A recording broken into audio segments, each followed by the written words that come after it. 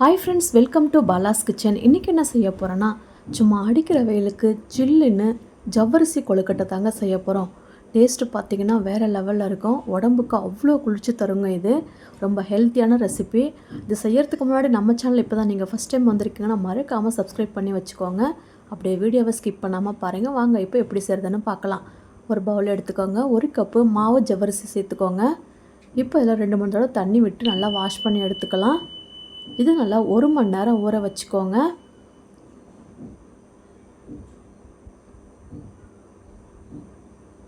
இப்போ ஒரு mixie sir எடுத்துக்கோங்க. நான் இப்போ இதில் அரை மூடி தேங்காய் சேர்க்குறேன். இதில் தண்ணி சேர்த்துட்டு நல்லா பால் எடுத்து வச்சுக்கோங்க. தேங்காய் பால் நல்லா ஃபில்டர் பண்ணிவிட்டு எடுத்து வச்சுக்கோங்க இந்த மாதிரி. இப்போ இது ஓரமாக இருக்கட்டும். நான் 1 கப்பு தேங்காய் துருவல் எடுத்திருக்கேன்.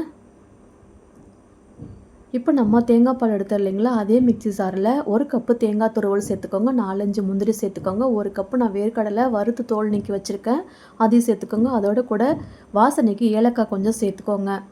இப்போ இதுக்கு சுகர் சேர்த்துக்கோங்க. நாட்டு சர்க்கரை, ப்ரௌன் சுகர் சேர்த்துருக்கேன் நான் இன்றைக்கி. இப்போ இது நல்லா இந்த மாதிரி கொரகொரப்பாக அரைச்சி எடுத்துக்கோங்க.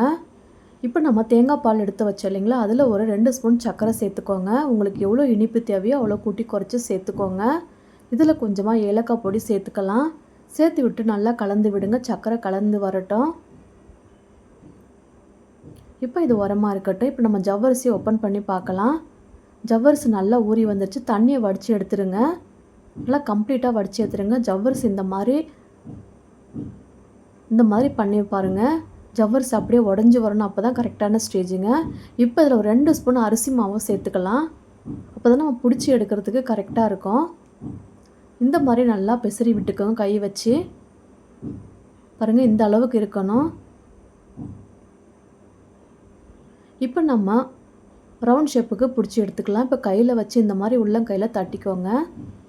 இப்போ உள்ள பூரணம் வச்சிடலாம்.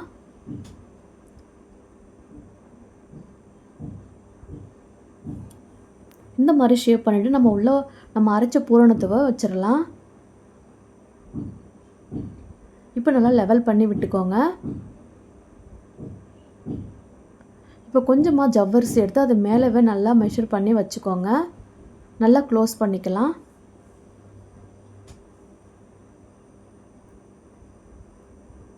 இந்த மாதிரி கையாலே தட்டிக்கோங்க. இது மேலே வச்சுட்டு அப்படியே நல்லா க்ளோஸ் பண்ணிக்கோங்க. இது நல்லா சீல் பண்ணி விடுங்க. இப்போ நல்லா உருண்டையாக ஷேப்பாக பண்ணி எடுத்துக்கோங்க. பாருங்கள், இந்த மாதிரி எல்லாத்தையுமே நம்ம செய்து எடுத்துக்கலாம். இப்போ ஒரு வாழலை வச்சுட்டு அதில் சேர்த்துக்கோங்க. இட்லி பாத்திரத்தில் நம்ம வேக வச்சு எடுக்க போகிறோம். இப்போ இட்லி பாத்திரம் இட்லி மூடியை போட்டு வேக வச்சுக்கலாம். இது ஒரு 8லேருந்து 10 நிமிஷம் வெந்து வந்தால் போதுங்க. அப்புறமா நம்ம ஓப்பன் பண்ணி பார்க்கலாம். பாருங்கள், வெந்து வந்துடுச்சு நல்லா. இப்போ ஒரு பிளேட்டில் மாற்றி வச்சுட்டு அதோட கூட தேங்காய் பால் சேர்த்துக்கோங்க. நான் கொஞ்சமாக மேலே அலங்காரத்துக்காக நட்ஸு சேர்க்குறேன். உங்கள்கிட்ட இருந்தால் சேர்த்துக்கோங்க, இல்லைனா அப்படியே கூட சாப்பிடுங்க. ரொம்ப டேஸ்டியாக இருக்கும். அவ்வளோதாங்க, அட்டகாசமான அடிக்கிற வேலைக்கு நல்லா குழுன்னு ஜவ்வரிசி கொழுக்கட்டை ரெடி பண்ணியாச்சு. இதே மெத்தடில் நீங்களும் உங்கள் வீட்டில் ட்ரை பண்ணி பார்த்துட்டு எப்படி இருந்துச்சுன்னு மறக்காமல் உங்கள் ஃபீட்பேக்கை கமெண்ட்டில் ஷேர் பண்ணுங்கள். இந்த வீடியோ பிடிச்சிருந்தால் லைக் பண்ணி ஷேர் பண்ணுங்கள் உங்கள் ஃப்ரெண்ட்ஸ் அண்ட் ஃபேமிலிக்கு. கண்டிப்பாக ட்ரை பண்ணி பாருங்கள். நெக்ஸ்ட் வீடியோவில் பார்க்கலாம். பை. தேங்க்யூ.